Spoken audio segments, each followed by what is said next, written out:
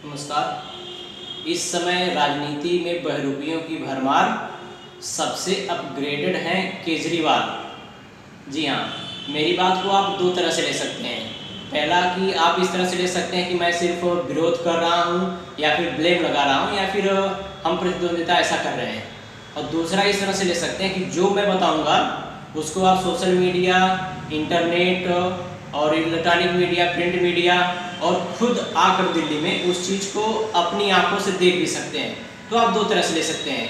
तो जो मैं बताने जा रहा हूँ आप उस पर ध्यान दीजिए कि केजरीवाल कहते हैं महिलाओं के सम्मान की बात करते हैं। तो महिलाओं के सम्मान की बात करते हैं और पूरे दिल्ली में कैमरा लगवाने का, वाईफाई लगवाने का लिए पीठ थपथपाते अपनी।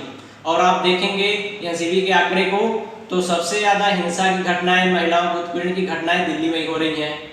ये बहरूपिया का मतलब है, जो बहरूपियागिरी है उसको मैं बता रहा हूँ। दूसरी चीज़ आप देखेंगे, ये जो पर्यावरण की बात होती है, प्रदूषण की बात होती है, बार बार हाई कोर्ट, सुप्रीम कोर्ट बोलता है कि आप प्रदूषण के नियंत्रण के लिए क्या कर रहे हैं। तो यह गाड़ी से एमसीडी की गाड़ियों से ये पानी छिड़कवा रहे हैं सड़कों पर।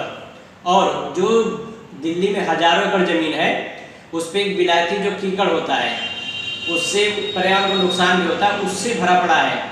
उसको कटवा कर उसकी जगह पर बरगद के पेड़ और दूसरे पौधे लगवा नहीं सकते हैं।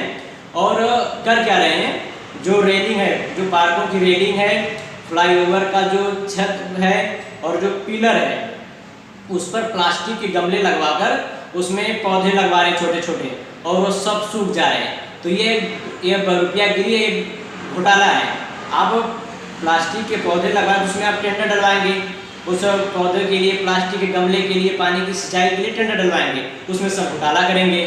तो अच्छा, इसके बाद की बात मैं बताऊं, मोहल्ला क्लिनिक। आप मोहल्ला क्लिनिक की जब बात करते हैं तो दिल्ली में कोई भी देश के किसी भी कोने से आदमी आके देख सकता है कि मोहल्ला, पूछ भी सकता है केजरीवाल से कि मोहल्ला क्लिनिक ने कोरोना के काल में कितने लोगों की जान बचाई और मोहल्ला क्लिनिक कितने लोगों को काम आया।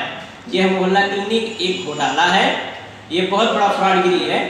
तो इसमें और इससे बेहतर आप आके देखेंगे जो शराब की दुकानें हैं दिल्ली में वह बहुत ही मतलब बड़े विस्तार से, बहुत सजावट के साथ, बहुत अच्छे से बनाई गई हैं। उतना कुछ आपको शराब की दुकानों में नहीं दिखेगा, मोहल्ला क्लिनिक नहीं दिखेगा। तो इनका ये जो ड्रामा है यह आप देख सकते हैं अगर दिल्ली में, तब जाके आपको पता चलेगा।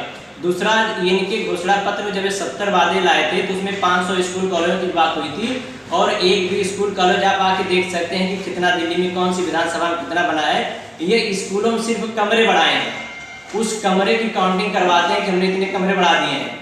तो इनका ये जो ड्रामा है, जो चाहते हैं कि पूरे दिल्ली से चल के पूरे देश में फैलाएं। मैं चाहता हूँ कि पूरे देश का जो नागरिक है, जो मतदाता है, चाहे पंजाब हो, उत्तर प्रदेश हो, हरियाणा हो, कहीं का भी हो, वह दिल्ली दूर नहीं है। दिल्ली में आके आप इस चीज़ को देख सकते हैं और आप डिसीजन ले सकते हैं। अच्छा, और एक बात पर आप गौर करेंगे कि ये जो बिजली माफ का और पानी के बिल का माफ का जो चल रहा है, बिल का माफ का, आप देखेंगे कि दिल्ली में 60 से 70% लोग किराएदार हैं। उन किराएदारों के बिजली का बिल, पानी का बिल देना पड़ता है।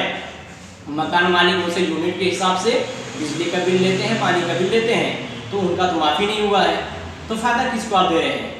और देखेंगे कि कई सारे, बहुत सारी बिल्डिंगें, बहुत सारे आवास बन के गरीबों के लिए छूटे हैं, तो वह उनको दिए क्यों नहीं गए। और अब उनका समय भी पूरा हो गया जो घर जा रहे हैं, जिसमें दुर्घटनाएं भी हुई हैं। तो ये जो बहरूपियागिरी है, बहरूपियागिरी तो बहुत है देश में, बहुत सारे नेताओं में इस तरह की चीज़ें आ गई हैं, लेकिन ये अपग्रेडेड है एकदम। तो इस चीज़ को आप, इनके इस जाल में गुमराह ना होइए। आप देश के मतदाता, दिल्ली के मतदाता, आप इस चीज़ को देखिए और अपना खुद आकर किसी भी माध्यम से, अखबार के, टीवी के, सोशल मीडिया के, या फिर आप आगे इस चीज़ों को देख सकते हैं। धन्यवाद।